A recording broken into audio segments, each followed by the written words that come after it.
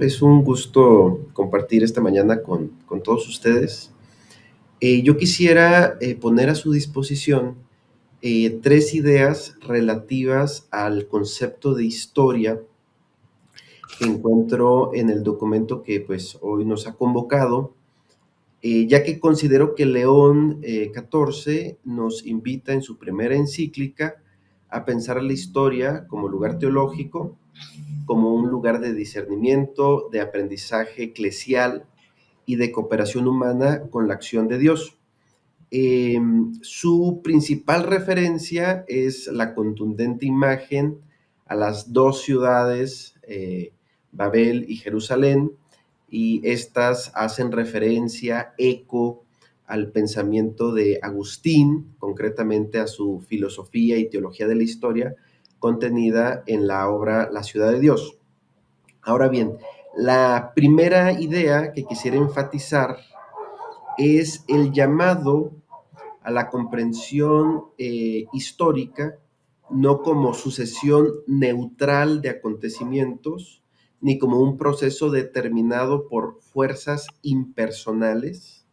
sino la historia entendida como un espacio de decisión y de responsabilidad. Ya desde el primer número, el Papa León XIV ha dicho, ¿no?, que cada generación recibe en herencia una tarea: dar forma a su propio tiempo. Aquí aparece una intuición filosófica relevante que consiste en sostener que la historia no está determinada, sino que las personas cooperamos activamente en su configuración. En este sentido, una concepción de la historia que no permite reduccionismos es aquella en la cual se puede reconocer, como dice el Papa en el número 2, se reconoce en la historia el lugar donde el Evangelio interpela y acompaña la experiencia humana. Esta afirmación me parece que va más allá de una observación de índole pastoral, que es importante, pero también implica que reconozcamos que en el devenir, en la temporalidad, puede encontrarse una dimensión trascendente donde descubrimos que el lugar donde acontece cotidianamente la experiencia humana es un terreno teológico en el cual pueden reconocerse las acciones de Dios. Ahora, la segunda idea que quisiera poner a su disposición es la relación entre iglesia e historia. Es uno de los temas centrales del capítulo 1 y creo que es importante generar una mirada eclesial que conciba a la iglesia como peregrina en la historia y no como una realidad paralela a donde huir, puesto que la iglesia comparte con la humanidad las preguntas fundamentales y los desafíos de su época. En este sentido, recordando el número 22, dice el Papa León, la historia es uno de los lugares en los que la iglesia se deja instruir por el Espíritu. Me parece, considero que es una de las expresiones más sagaces del documento, puesto que sostiene que la iglesia comprende progresivamente el alcance histórico y humanizador del Evangelio. Por esto, la invitación de Magnificat Humanitas consiste en auscultar, aprender a discernir, interpretar las voces del tiempo. En este sentido, es decisiva una relación, la relación entre historia y evangelio, en tanto que la pretensión cristiana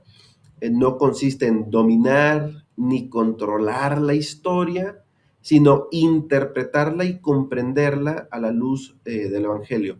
Se observa con esto un desafío para el cristianismo, pues importantísimo, que es la de reconocer cómo el cristianismo está llamado a actuar dentro de una realidad configurada por una tensión rítmica entre lo inmanente, entre lo trascendente, entre lo eterno y lo temporal. Ahora, la tercera idea que quisiera poner a su disposición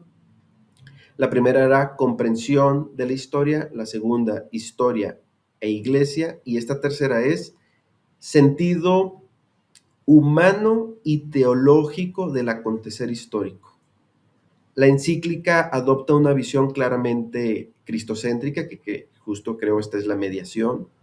La clave para interpretar la historia no es el progreso, ¿no? Sino Jesucristo como acompañante y guía de la historia humana. En este orden se puede comprender que Cristo acompaña el verdadero sentido histórico. La compañía de Cristo, que se concreta mediante la presencia de la iglesia, no sustituye la libertad humana, sino que se trata de una historia dramática, participativa y mediada a partir de nuestros aciertos, de nuestros errores y de nuestros aprendizajes. León XIV afirma en el número 22 que el discernimiento nos permite reconocer, por un lado, los signos de la presencia de Cristo que viene y guía hacia la plenitud, pero por otro, esa plenitud histórica no censura, no niega, no busca superar o desaparecer la vulnerabilidad y la fragilidad humana, puesto que en ese mismo acontecer humano, limitado, dependiente, en ocasiones desafiante, ¿no? Bueno, es el lugar de encuentro, de apertura al otro, y son las manos con las que Dios hace la historia. Eh, Intentando redondear un poco las tres ideas, me parece que en Magnifica Humanitas se encuentra una serie de intuiciones para una teología de la historia profundamente cristocéntrica y a la vez comunitaria, que nos invita a una cosa, al menos desde esta lectura, a desacelerar nuestros ritmos para contemplar y reconocer la presencia de Dios en lo cotidiano, en lo frágil del humano y de la realidad misma.